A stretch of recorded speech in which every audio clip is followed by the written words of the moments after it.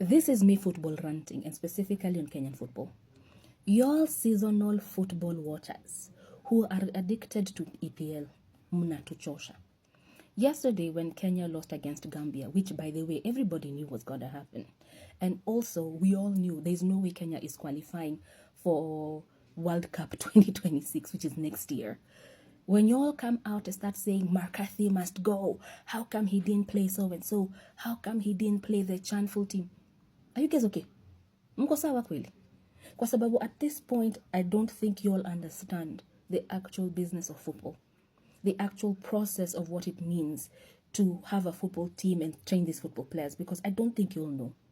Because if you actually saw the patterns, you actually understood the patterns of the current Kenya team, which by the way did not even qualify for AFCON 2025, which is happening in December in Morocco.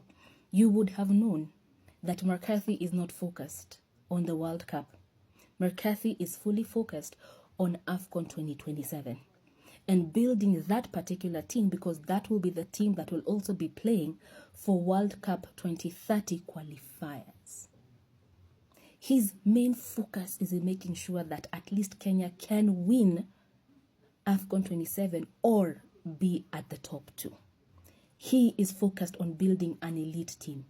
So these qualifiers at the moment are such a good opportunity for him to actually check out the current elite team that is there, be able to assess the players, be able to gather data and statistics on the players, watch their playing pattern, watch their disciplinary, watch everything, so that when he's making the final decision of his major top 11 team, do not be shocked to see that a good chunk of the current players in the Harambee Stars elite team are not there. Now, for those of you who are talking about why didn't he not play the Chan team, my friend, do you know the difference? First of all, Chan itself is supposed to be a competition of players who are locally registered in local teams. It is specifically set for players who are locally registered to give them an international space or an international space or an African space for them to be seen with competing with the rest of the teams that are their teams that are locally registered.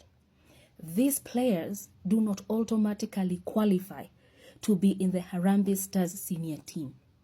They are going to have to go through peak qualifications, which means the current team of Ben McCarthy and his entire team that is there is going to sit down.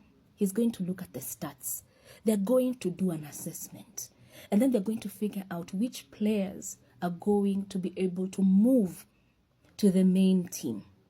I can guarantee you not all of them are going to make it there. So when you're making noise like that, these kids have not even pre-qualified to be in the senior team. So McCarthy and his technical bench still have major decisions to make. Therefore, when you see that they're not there, Ati McCarthy cannot just... You really expected this man to fully wipe out the current senior team and then bring in the chanting to be... How? As in, ni kuelewa mwelewi ama ni nini, kwa sababu mimi sielewi.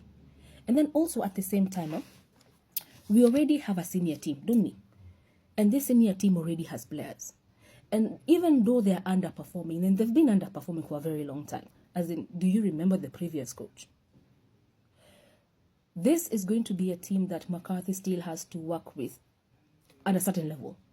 As much as he's going to bring in and start a full squad from scratch, which is brilliant on his end. But let the man do his job. He knows what he's doing. That is why we hired him. That is why it's such a major investment for us Kenyans. And that is why even the chatter around him is, oh my God, he's such a fantastic selection. Whoever picked this guy was such a brilliant idea. And as Kenyans, we would be dumb to let that guy go, because I can guarantee you, the number of African countries that are sitting down watching and waiting to hire him are very many. Therefore, when you're actually watching some of these qualifiers, msi catch feelings. This is not the time for where you catch feelings, because we already know we are not qualifying, right? So accept that and swallow that hard pill. Now let's focus on actually bringing a team that is able to qualify for AFCON 27 and is able to qualify for World Cup 2030. That's our focus. Is a saini nonsense. We didn't even qualify for the AFCON that is currently happening. Vani. And then you thought that we were going to have something that is happening in 2026 next year. Come on now. He's not working miracles. He has a lot of work with his technical bench. Have full support and support his technical bench. Keep supporting the Kenyan team, and then let us build something that is worth for us to be able to celebrate in 2027. And between now and 2027 again, do not stop the football conversation. Do not stop supporting Harambee Stars. Give it your all, give it your place. This is our national teams.